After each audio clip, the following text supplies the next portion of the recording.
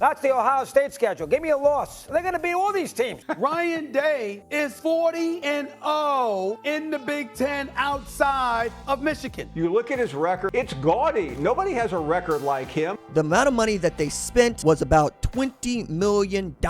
By ratings, by rankings, by production, it is the most talented roster in the country. Except you can't choke the biggest game of the year. This is a team that should have the best defense in all of college football, best front four, an insane secondary. And to me, if he can't beat Michigan this year, he ought to be gone. This is a team that I think is absolutely the best, most talented, and most championship-ready roster in all of college football. So, as the college football season gets closer and closer, we have to talk about Ohio State, a team that has a great chance of winning it all this year. A team that is loaded at every position and brought back 9 starters on the defensive side of the ball. A defense that finished number 2 in points allowed per game and number 3 in yards allowed per game in 2023. I'm not saying they will win it all, but I'll make those predictions a little bit later on, but I think they are closer than a lot of other teams out there. If they are one and done in this new playoff system, that would be a huge disappointment. On top of that, they must win their conference since the big bad wolf is now gone to the NFL. Any moment now. Yes! Yes! Now, the big elephant in the room, though, is Ryan Day. And I'm not a huge Ryan Day hater like some, but now is his time to shine. It's undeniable. Throughout these past few years, he's simply been outcoached by a better coach. Sometimes it's just that simple, but looking back at the talent that he has had, many, including myself, will definitely say that he has underachieved. Now, I know what some are thinking. 56-6 ain't bad, but the 1-3 record to Michigan, a lot of people care about that. So that is true, but the standard for Ohio State is different than other schools. Ohio State has always won plenty of games. You can go back as far as 2005. Winning is just something that they do in the regular season, and they cap that off by winning their conference. The Big Ten, for the most part, has been the Ohio State Invitational for a lot of years. Yeah.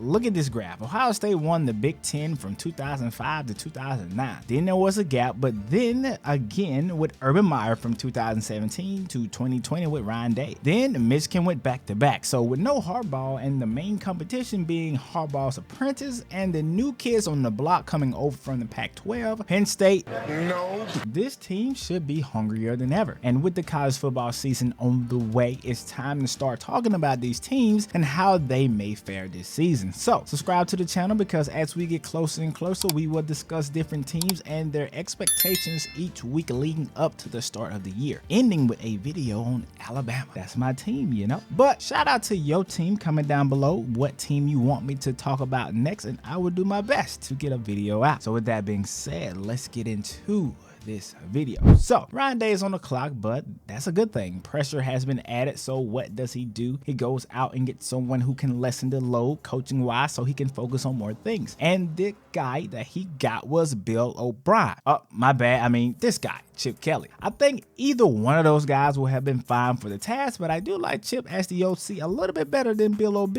Now, Ryan Day can focus on clock management and running the defense and doing other coaching things that he perhaps neglected while he was the main man in charge of every single thing, as well as those small things that are needed to keep the team focused. This defense definitely looks good on paper, and I believe they will translate to the field. They added Caleb Downs, the #1 portal free agent, or what exactly are we calling guys in the portal? Portal transfers? I don't know. Anyway, they added Caleb Downs. 2 great defensive ends in Jack Sawyer and JT are still there. They're expected to have breakout years this year after being ranked #4 and #5 overall in the class of 2021. They also had defensive tackle Ty Williams, a guy who could have went pro but decided to come back. He had 53 total tackles last year, 10 tackles for loss, 3 sacks, and 5 pass breakups, and a fumble recovery for a touchdown. Anyways, last year, Denzel Burke at corner. Nice. And last but not least, Lathan Ransom, a guy who unfortunately got hurt last year, but the duo of him and Downs at the safety positions this year will be perfect. Everything down to the last minute details. And with the addition of Oregon, they will need to be on point. The Big Ten is kind of weird because I don't want to count out Michigan either, but I need to see that QB play first before I'm able to make a decision. And speaking on QB play, Ohio State will be fine in this area. Will Howard is a guy with experience. Last year, he threw for 2,643 yards, 24 touchdowns, and 10 interceptions while playing for Kansas last year. A guy who may have a Bo Nix type of improvement to this game. And with the move to Ohio State, Will Howard will have plenty of options to throw the ball to. But Ohio State's quarterback room is stacked. They have the young freshman, the guy who a lot of people believe will become the next best quarterback out here in Julian Sayin, as well as Noland. It's going to be interesting to see exactly how that dynamic goes. Will a guy stay? Will a guy go? It's going to be hard to keep both of those guys in that room, but it's a great problem to have if you are Ohio State. That ain't no problem. That ain't no problem. Huh?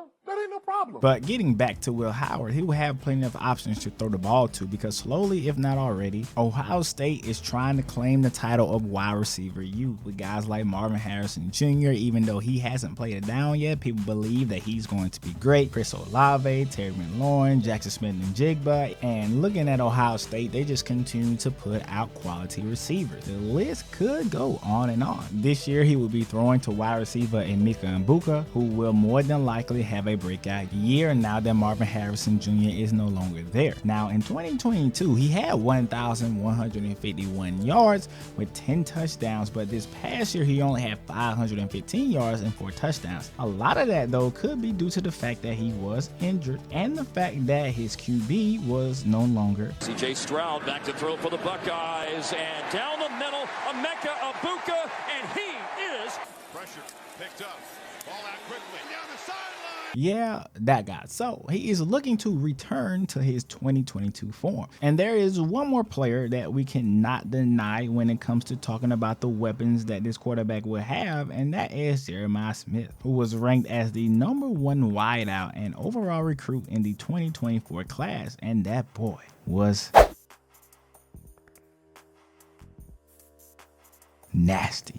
And on a side note, Geno Smith is his cousin. Yeah, that has nothing to do with this video. I just thought that was interesting. At minimum, I expect Ohio State to advance past the first round in this first year of the 16-team playoffs, and that's lowballing it. To add to the offensive firepower, they also have a two-headed monster in Quinshon Judkins and Travion Henderson. This is a duo that I believe will work out greatly, especially in those situations where you need those grinded out yards. And if Quinshon Judkins' spin move looks anything like it does in NCAA 25, it's gonna get crazy. All in all, man, this Ohio State team has high expectations, and a lot of us are gonna be sitting back waiting and watching to see if they can deliver on those expectations. But let me know what you guys think about this Ohio State team, and if you made it this far in the video,